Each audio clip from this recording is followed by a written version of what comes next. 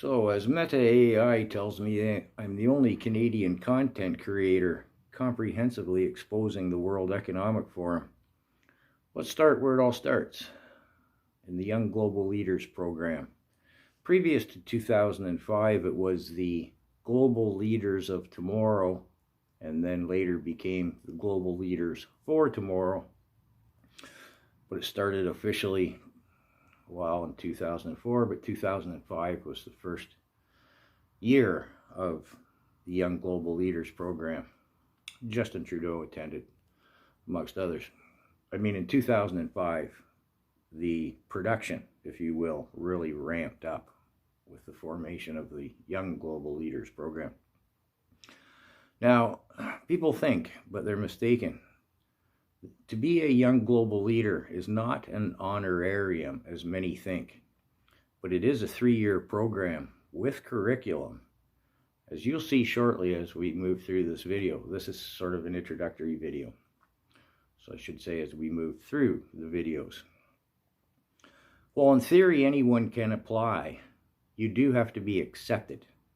You can check the WEF's official website for their wording regarding criteria for acceptance.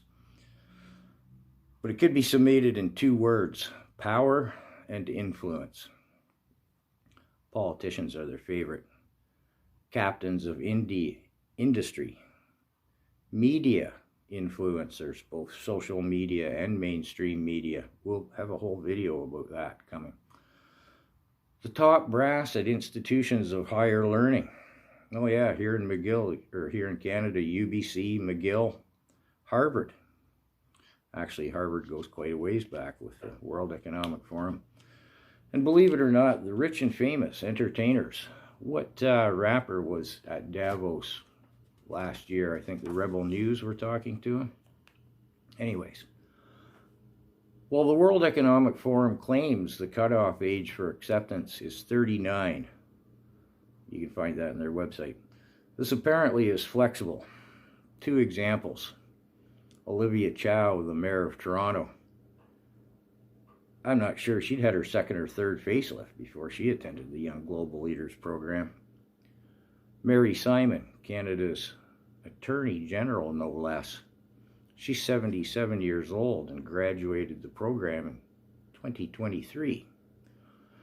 Anyways, note that the World Economic Forum seems inconsistent when listing their young global leaders as to what year they entered and what year they graduated.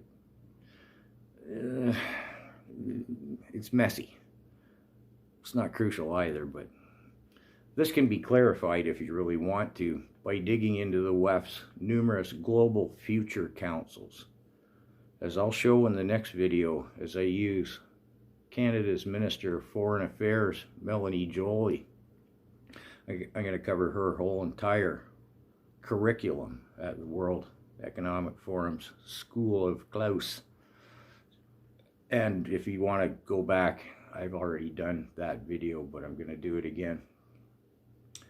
Now, if anyone cares to fact check me or research on your own, bear in mind the World Economic Forum's great scrubbing of February 2022, where a great many Canadian politicians disappeared from the WEF's official website as both members and Young Global Leaders graduates.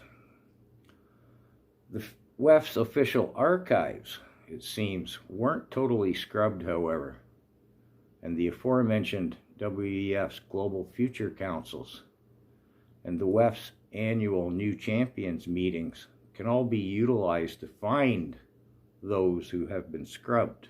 This will become more evident as we progress through the series.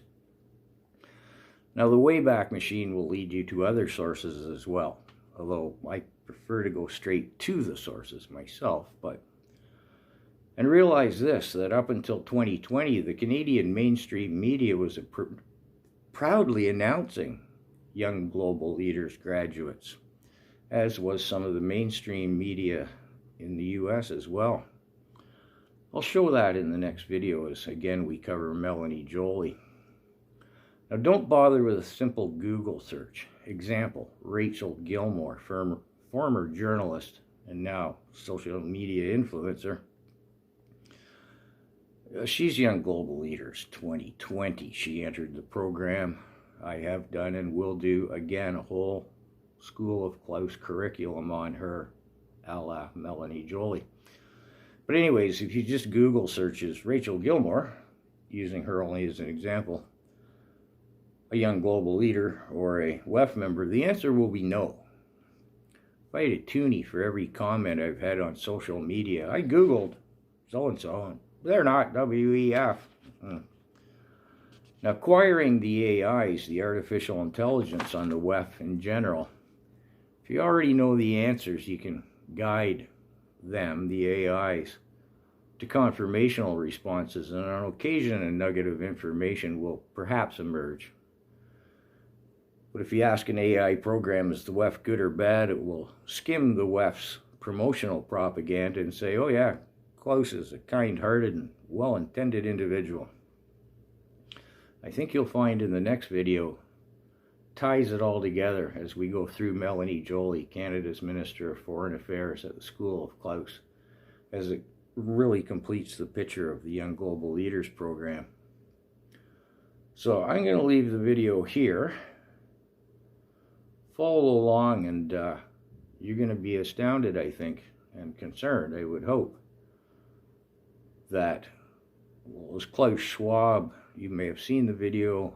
I've posted it in earlier videos. It's gone viral. At Harvard in 2017, when he said, I'm most proud of the penetration of the young Justin Trudeau's cabinet, where I know 50% more. Yeah, it's currently under Carney, it's about 85% of cabinet ministers, liberal cabinet ministers, are active status WEF members.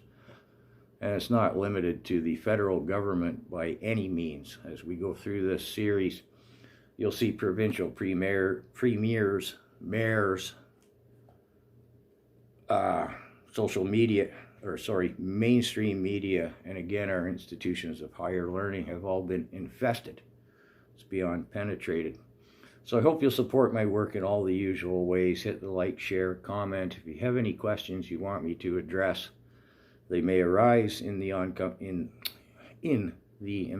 videos, or I may have to research, or it might be something I wouldn't address otherwise. So anyways, I do hope we need really to get the word out on this.